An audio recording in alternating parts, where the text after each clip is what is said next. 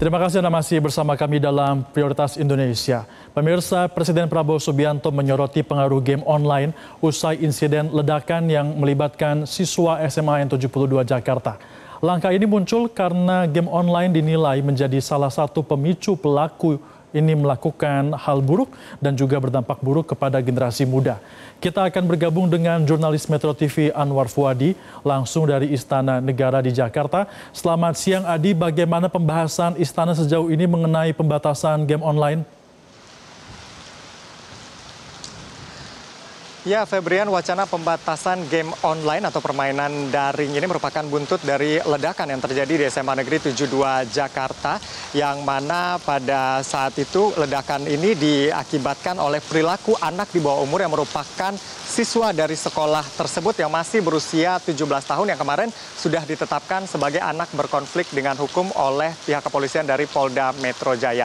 Ini memang sudah dibahas, Febrian, dalam rapat terbatas yang digelar di kediaman pribadi Presiden Prabowo Subianto di Kertanegara 4, Jakarta Selatan. Pada saat itu, Kapolri Jenderal Polisi Listio Sigit Prabowo melaporkan perkembangan kasus SMA N72. Dan di sana, Presiden Prabowo Subianto memberikan instruksi dan juga meminta jajarannya untuk melakukan setidaknya ada 3 hal. Salah satunya adalah melakukan kajian terkait dengan pembatasan permainan daring atau game online ini yang dinilai ada pengaruh-pengaruh buruk yang ada di sana yang kemudian berpotensi berpengaruh terhadap perilaku anak dan juga memicu anak untuk melakukan tindakan-tindakan kekerasan seperti yang terjadi di SMA Negeri 72 Jakarta ini. Dan juga ini sudah dibenarkan begitu ya dalam keterangan pers yang disampaikan oleh Kapolda Metro Jaya. Tindakan yang dilakukan oleh anak berurusan dengan hukum ini salah satunya terinspirasi kalau dilihat histori pencarian di telepon genggam miliknya ini adalah banyak konten-konten kekerasan dan juga konten-konten ekstrim yang kemudian memotivasi untuk melakukan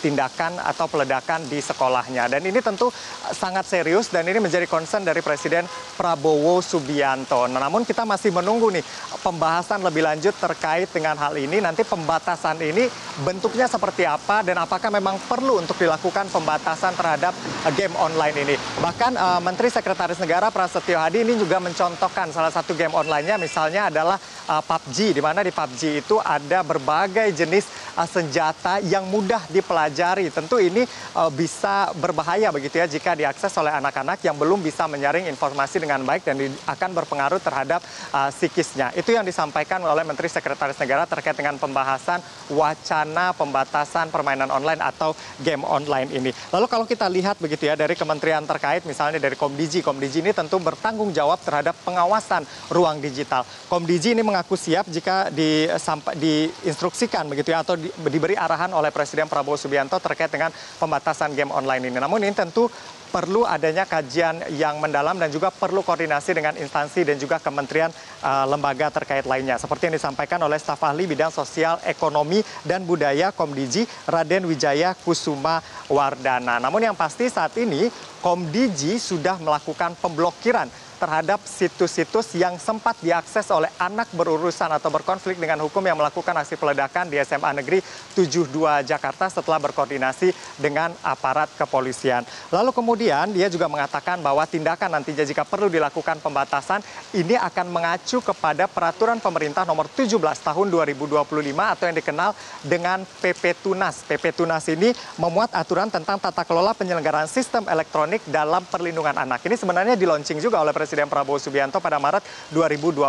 Niatnya adalah untuk melindungi anak-anak di ruang digital begitu ya, melakukan pembatasan-pembatasan sehingga anak-anak tidak terkontaminasi oleh konten-konten negatif yang berseliweran di media sosial. Dan tentu nanti akan perlu dikaji merujuk kepada PP Tunas ini bagaimana pembatasan untuk game online seperti wacana yang disampaikan oleh Presiden Prabowo Subianto ini. Lalu kemudian kalau kita lihat juga dari pernyataan dari kementerian lain, misalnya dari Kemendikdasmen, ini dikatakan bahwa sebenarnya game ada sisi positifnya untuk membantu anak dalam proses pembelajaran agar lebih menarik. Tapi ada ruang-ruang gelap di sana ketika anak mengakses sendirian begitu ya di kamar misalnya atau tidak ada pengawasan. Nah tentu ini ada bahaya yang mengancam di sana ketika anak-anak mengancam konten-konten kekerasan ataupun game yang kemudian bermuatan kekerasan, sehingga bisa berpengaruh terhadap psikis dan juga berpengaruh terhadap perilaku anak sampai akhirnya melakukan tindakan-tindakan kekerasan seperti yang terjadi di SMA Negeri 72 Jakarta.